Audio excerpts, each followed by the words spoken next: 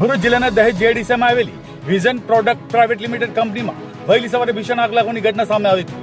આગ એટલી વિકરાળ હતી કે ધુમાડાના ગોટે ગોટા દૂર દૂર સુધી દેખાતા લોકોમાં ભયનો માહોલ સર્જાયો હતો। આગને કાબૂમાં લેવા માટે 30 થી વધુ ફાયર બ્રિગેડની ટીમો ઘટના સ્થળે દોડી આવી હતી અને પાણી તેમજ ફોમનો મારો ચલાવી આગ પર કાબુ મેળવવાના પ્રયાસો હાથ ધર્યા હતા।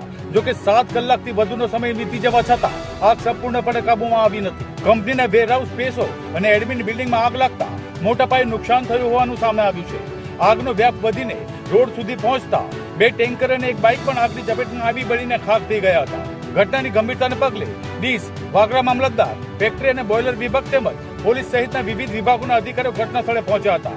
હાલ સમગ્ર ઘટનામાં કોઈ જાનહાનિના અહેવાલ સામે આવ્યા નથી। ફાયર વિભાગ દ્વારા આગને સંપૂર્ણપણે કાબૂમાં લેવા માટે સતત કામગીરી ચાલી રહી છે।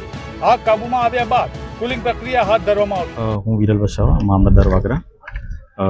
હાલ વિઝન પ્રોડક્ટ પ્રાઇવેટ લિમિટેડ વાવ ગામ પાસે એ કંપની આવેલી છે અને કંપનીમાં બેઝિકલી સોલ્વન્ટ જે એમના અંડરગ્રાઉન્ડ સ્ટોરેજ હતો અને વેરહાઉસમાં તેમાં આગ લાગવાની ઘટના બની છે અને એ આગને ઓલવવા માટેના હાલ આપણે પ્રયત્ન કરી રહેલા છે અને એ પ્રયત્નના ભાગરૂપે આપણે ફાયર ફાઇટરનો મેક્સિમમ ઉપયોગ કરી રહ્યા છે અને પાણીથી અને ફોર્મ મટીરિયલથી આપણે એમને ઓલવવા માટે પરિચિત કરવા માટે પ્રયત્ન કરી રહ્યા છીએ। Okay, thank you. મારું નામ Ranjit Singh Ganpatsinh Patiyar as a HR manager છું અહીંયા।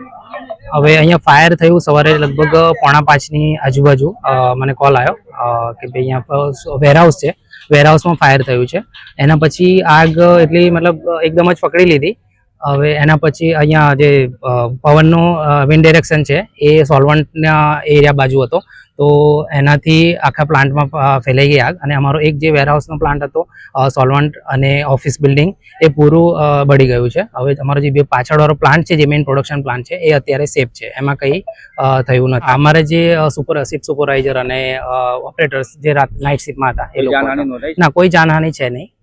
હજી તો નુકસાન હું તો હમણાં નહીં જણાવી શકું કેમ કે એકવાર બધું એસેસમેન્ટ થાય એના પછી નું ડાયરેક્શન આ ટાઈપનું આ બાજુનું હતું ને એના લીધે આખી એની જ્વાળાઓના લીધે બહાર સુધી ફાયર આવી ગયું હતું અને ટેન્કરમાં બી ફાયર આવ્યું। એના પછી અહીંયા જે વેરહાઉસ છે એમાં જે ભરેલા બેરલ અને IBC છે એમાં અત્યારે ફાયર હજુ ચાલુ છે, એ હવે થોડો ટાઈમમાં કંટ્રોલ આવી જશે। અમે ફોર્મ ને એ બધું તો આજુબાજુની ઇન્ડસ્ટ્રીએ સારો સપોર્ટ કર્યો છે તો મળી ગયું છે એનાથી। ફાયર ફાઇટર અત્યાર સુધીમાં લગભગ 45ની આજુબાજુ ટેન્કર પાણીની યુઝ થઈ ગઈ છે। ફોર્મ બી 1000 લીટરની આજુબાજુ ફોર્મ બી યુઝ થઈ ગયું।